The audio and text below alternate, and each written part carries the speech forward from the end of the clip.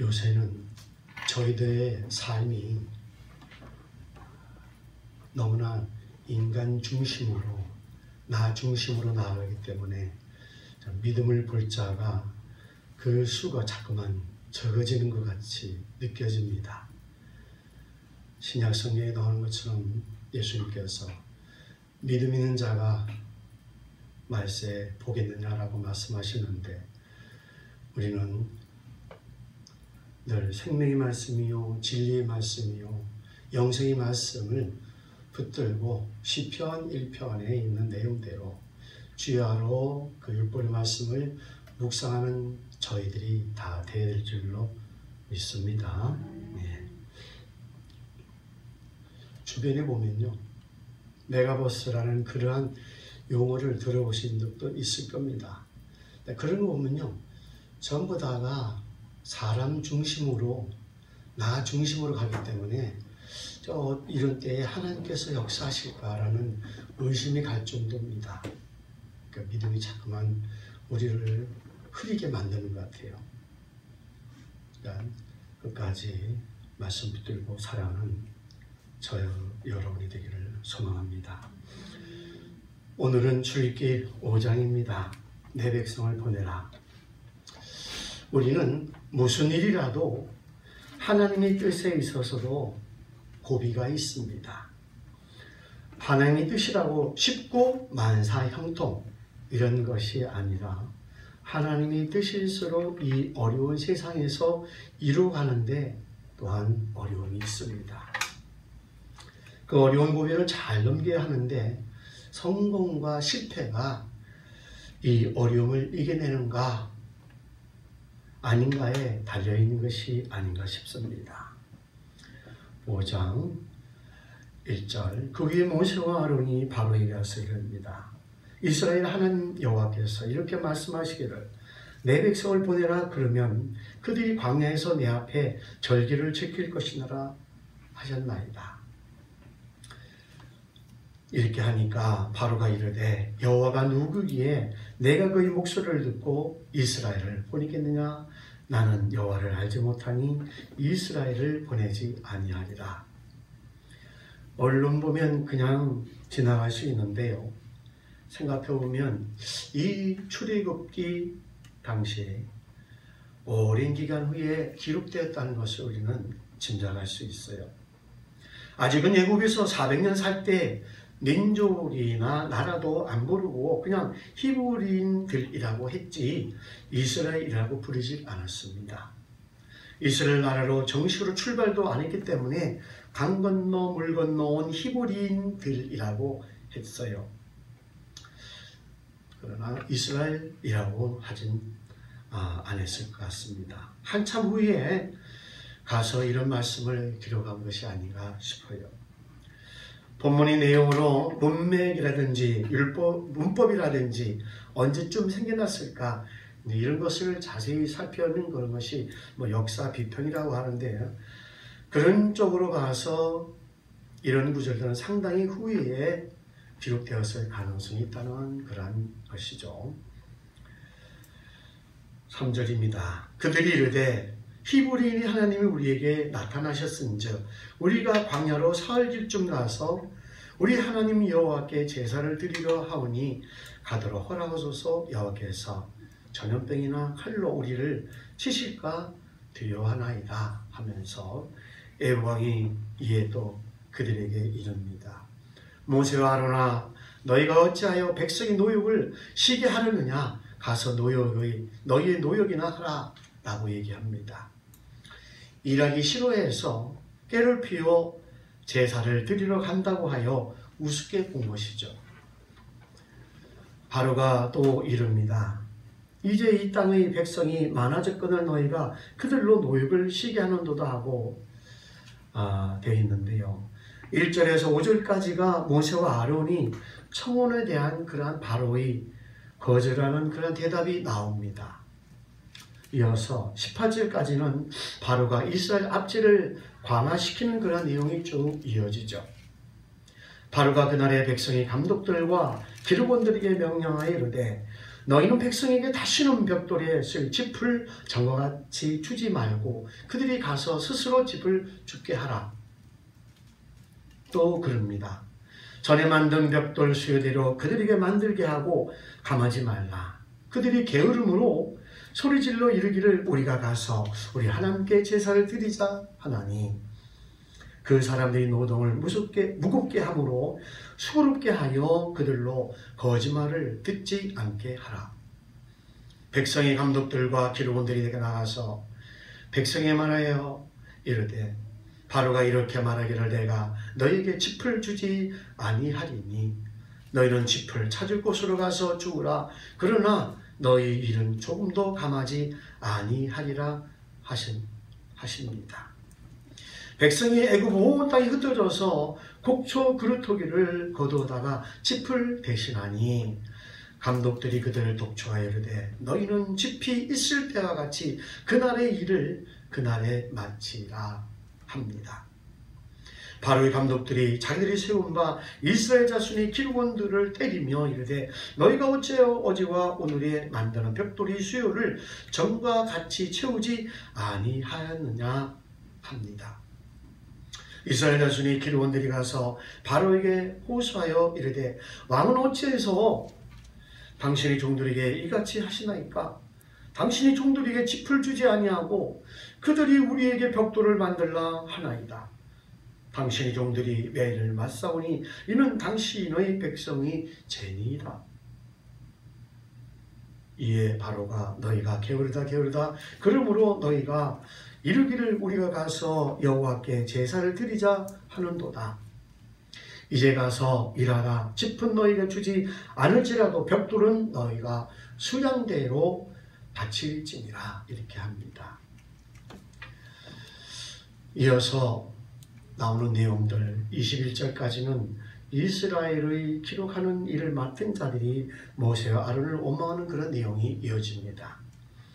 기록하는 일을 맡은 이스라엘 자손들이 너희가 매일 만드는 벽돌을 조금도 감하지 못하리라 함을 듣고 화가 몸에 미친 줄 알고 그들이 바로를 떠나 나올 때에 모세와 아론이 길에 서 있는 것을 보고 그들이 이르되 너희가 우리를 바로의 눈과 그의 신하의 눈에 미운 것이 되게 하고 그들의 손에 칼을 쥐워 우리를 죽이게 하는도다. 여호와는 너희를 살피시고 판단하시기를 원하노라. 너무 힘이 드니까 원망을 모세가 아론에게 돌리는 것이죠. 모세가 여호와께 돌아와 아릅니다. 주여 어찌하여 이 백성이 학대를 당하게 하셨나이까? 어찌하여 나를 보내셨나이까?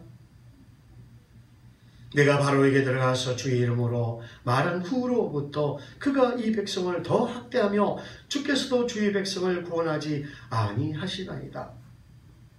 이렇게 모세가 하나님께 항의하듯 말씀을 드리니까 하나님께서 모세에게 말씀하십니다. 6장 1절에요. 여호와께서 모세에게 이르십니다. 이제 내가 바로에게 하는 일을 내가 보리라. 강한 손으로 말미암아 바로가 그들을 보내리라. 강한 손으로 말미암아 바로가 그들을 그의 땅에서 쫓아내리라 하십니다. 하나님께서 이스라엘 민족을 구출하기 위하여 이제부터 권능을 더 나타내시겠다고 약속하시는 그런 내용이죠. 하나님 모세에게 말씀하여 이르시되 나는 여호와이니라.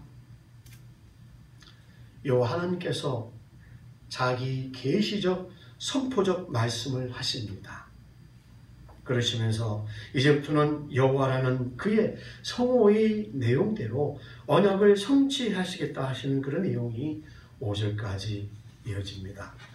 내가 아브라함과 이삭과 야곱에게 전능의 하나님으로 나타나셨으나 나 이름을 여호와로는 그들에게 알리지 아니하였고 가나안 땅 곧 그들이 거류한 땅을 그들에게 주기로 그들과 언약하였더니 이제 애굽 사람이 종으로 삼은 이스라엘 자손의 신음소리를 내가 듣고 나의 언약을 기억하노라 하십니다.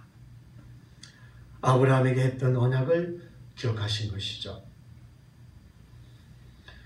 그러므로 이스라엘 자손에게 말하기를 나는 여호와라. 내가 애굽 사람이 무거운 짐 밑에서 너희를 빼내며 그들의 노역에서 너희를 건지며 편팔과 여러 큰 심판들로서 너희를 속량하여 라고 하면서 하나님께서 모세대로 하나님께서 행하실 구원 역사를 이스라엘 민족에게 알려주라고 하시는 내용이 8절까지 또한 이어집니다.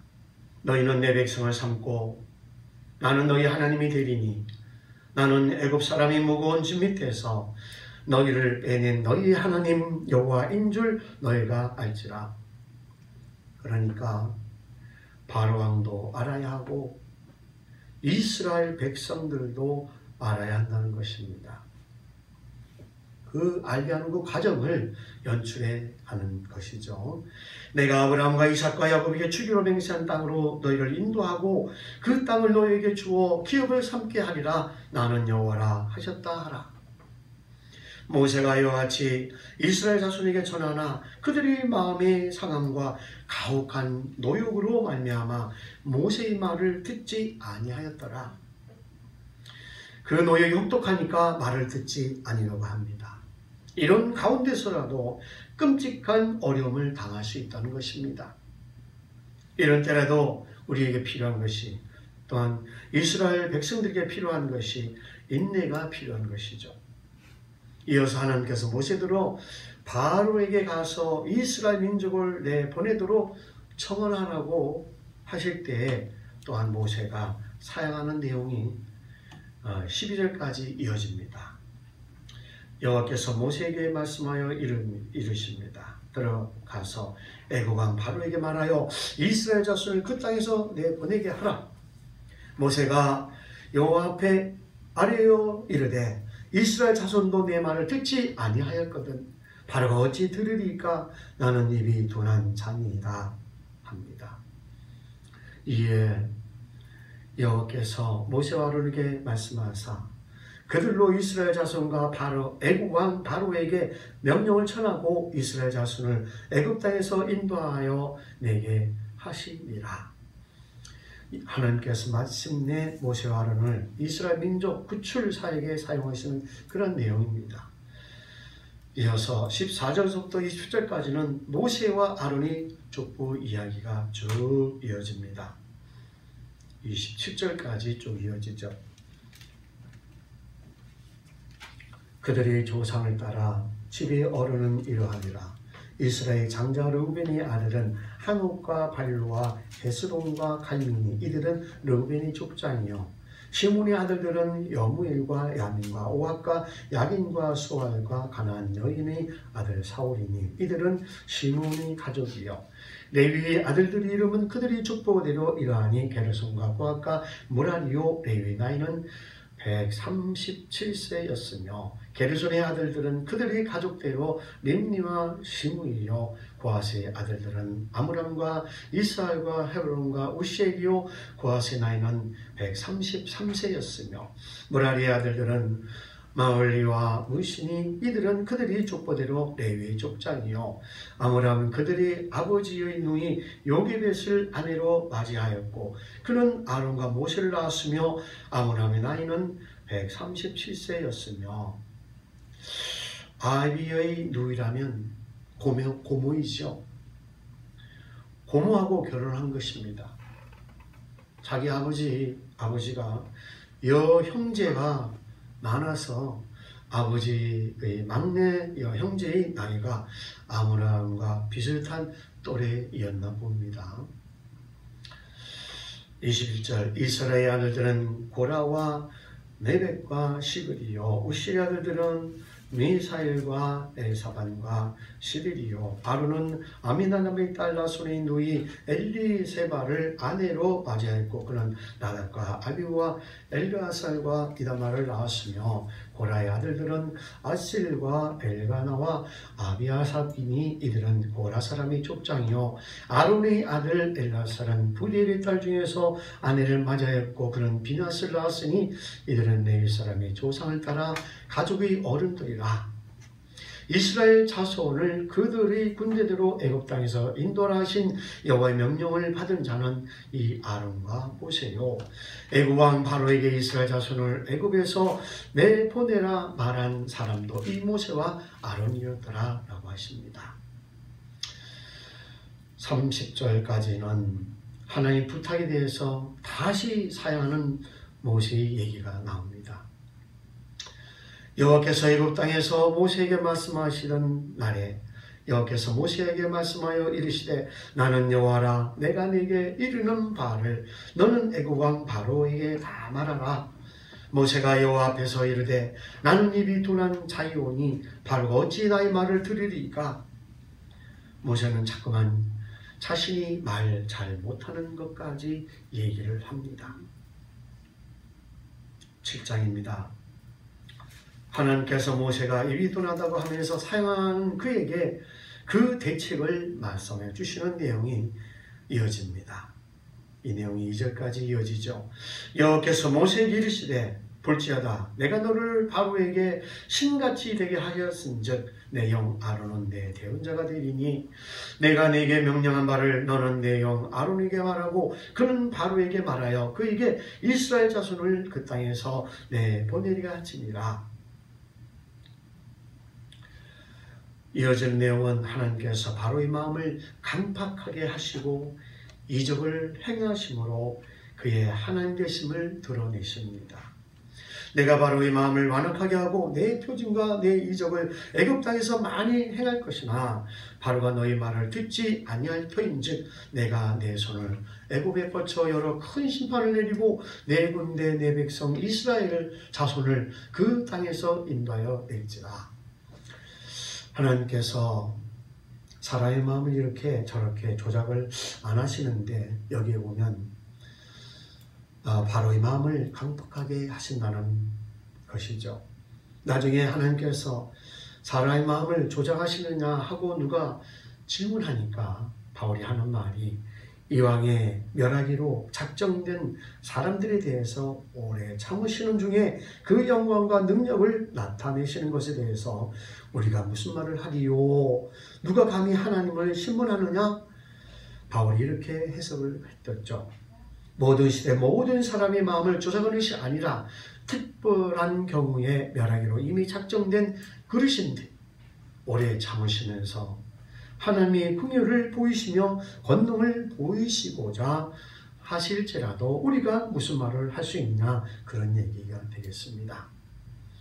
5절입니다. 내가 내 손을 애굽에 펴서 이스라엘 자손을 그 땅에서 인도하여 낼 때야 애굽 사람이 나를 여호와인 줄 아리라 하시매. 이것이 목적이죠. 애굽 사람이 하나님을 알게 하는 것입니다. 여러 일을 행하심에 여호와의 영광이 나타나는 것으로 하나님을 알게 하는 것이죠.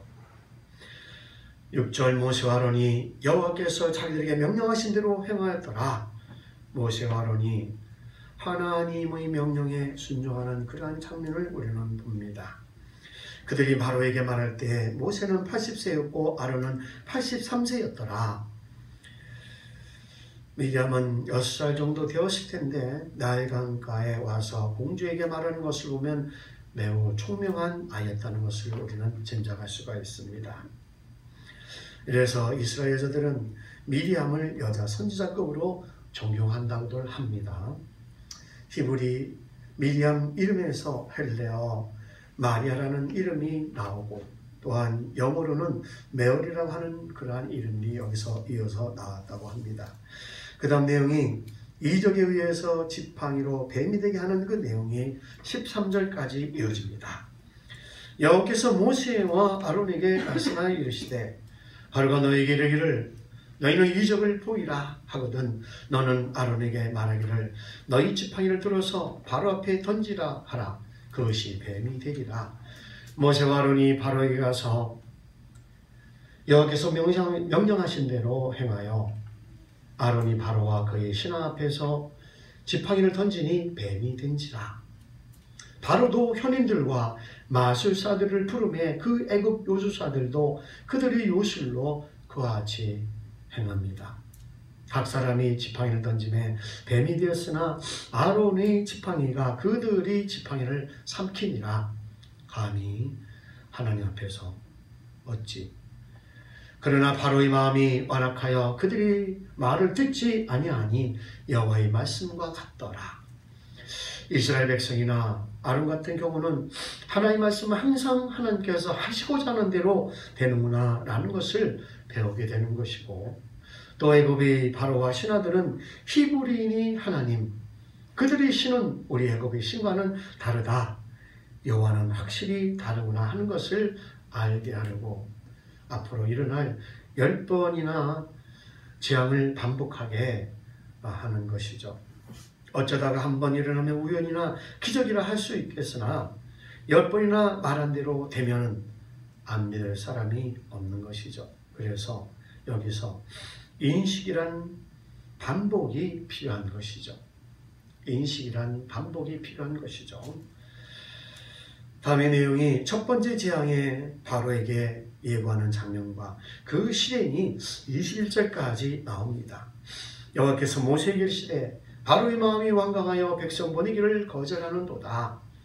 아침에 너는 바로에게 가서 보라, 그가 물 있는 곳으로 나오리니 너는 나일 강가에 서서 그를 맞으며 그 뱀 되었던 지팡이를 손에 잡고 그에게 이르기를 히브리 사람이 하나님 여호와께서 나를 왕에게 보내어 이르시되 내 백성을 보내라. 그러면 그들이 광야에서 나를 섬길 것이니라 하였으나 이제까지 내가 듣지 아니하도다. 여호와가 이같이 이르노니 내가 이로 말미암아 나를 여호와인 줄 아리라. 볼지어다 내가 내 손의 지팡이로 나일강을 치면 그것이 피로 변하고 나일강의 고기가 죽고 그 물에서는 악취가 나리니 애굽 사람들이 그 강 물 마시기를 싫어하리라 하라. 여호와께서도 모세에게 이르시되 아론에게 명령하기를 내 지팡이를 잡고 내 팔을 애굽의 물들과 강들과 운하와 목과 모든 호수 위에 내밀라 하라. 그것들이 피가 되리니 애굽 온 땅과 나무 그릇과 돌 그릇 안에 모두 피가 있으리라. 모세와 아론이 여호와께서 명령하신 대로 행하여 바로와 그의 신하의 목전에서 지팡이를 들어 나일 강을 치니 그 물이 다 피로 변하고 나일 강의 고기가 죽고 그 물에서는 악취가 나니 애굽 사람들이 나일 강 물 마시지를 못하여 애굽 온 땅에는 피가 있으니 아마 피 냄새가 엄청 역하다고 합니다. 기본 성분이 단백질이기 때문에 단백질이 썩으면 냄새가 엄청 많이 나는 것 같아요. 매우 역한 냄새가 피 냄새입니다. 25절까지 첫째 재앙의 결과가 이어집니다. 애굽 요술사들도 자기들이 요술로 그와 같이 행함으로 바로의 마음이 완악하여 그들이 말을 듣지 아니하니 여호와의 말씀과 같더라. 이스라엘 백성이 애굽의 사람들과 같이 하나님에 관하여 배워하는 것입니다. 바로가 돌이켜 궁으로 들어가고 그 일에 관심을 가지지도 아니하였고 애굽 사람들은 나일강 물 마실 수 없으므로 나일강 가를 두루 파서 마실 물을 고였더라 합니다. 이렇게 여호와께서 나일강을 치신 후에 이래가 지남이라 라고 되어 있는데요. 애굽에서는 참 나일강을 신처럼 생각한다고 합니다. 그들은요, 태양도 신이고 강도 신이고 바다도 신이고 그러니까 그들이 신처럼 생각하는 강을 모세와 아론이 히브리인 하나님이 강을 이렇게 저렇게 하는 것을 보면 모세와 아론의 신은 너희 신과 다르다. 즉 크시고 강하시다. 라고 유치하지만 그런 교육을 해야 하는 것이죠. 이런 것이 계시와 교육인 것이죠. 나라가 작지만 이스라엘의 하나님을 우습게 보지 말라.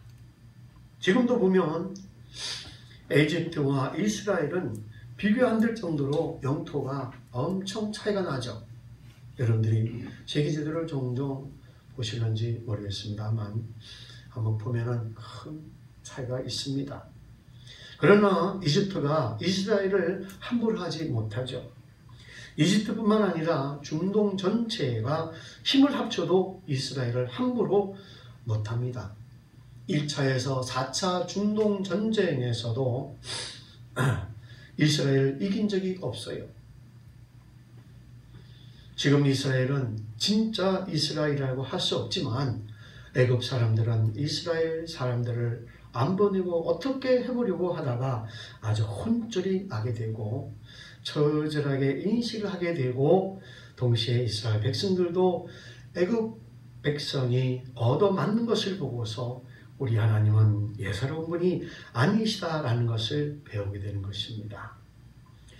이런 내용을 책으로 기록해서 오고 오는 세대의 누구든지 출애굽기 책을 읽는 사람마다 하나님하고 도박하지 말라. 하나님에게 고집부리면 고집부린 만큼 손해본다.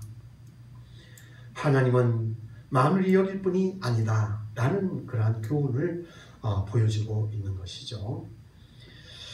우리는 오늘 첫째 재앙만 과정과 결과를 봤습니다. 8절부터 이어지는 것이 몇 가지 남아 있습니까? 9가지 남았죠. 개구리떼로 인한 이적, 모기, 파리, 돌림병, 각성종기, 우박, 메뚜기, 흑암, 처음 난 것이 죽음, 이런 것들이 아직 남아 있습니다. 이런 모든 과정이 하나님이 자기를 나타내시는, 하나님이 하나님 되심을 보여주는 과정들이라고 볼 수가 있는 것이죠. 다음 시간에는 8절부터 또한 자세히 살펴보는 시간 갖겠습니다. 하나님 아버지 감사합니다. 어느 시대에도 하나님의 영광과 능력과 권능을 사람들이 다 볼 수 없었지만 애굽 사람에게 나타나신 것 같이 나타나신 적이 없었습니다. 그러나 이를 통해서 애굽 모든 시민들에게 모세와 아론이 하나님, 아브라함과 이삭과 야곱이 하나님, 히브리인 하나님이 어떤 분인지를 밝히 보여주시려고 여러 과정과 단계를 거쳐가는데, 그때 이스라엘도 인내하고 믿음이 필요했던 것을 우리에게 보여주었습니다. 이 출애굽기라는 책을 잘 배워서 하나님을 좀 더 알아가게 하옵시고, 너도 삶 가운데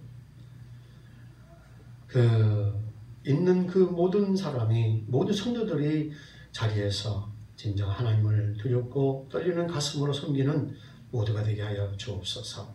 감사합니다. 예수님 이름으로 기도드리옵나이다. 아멘.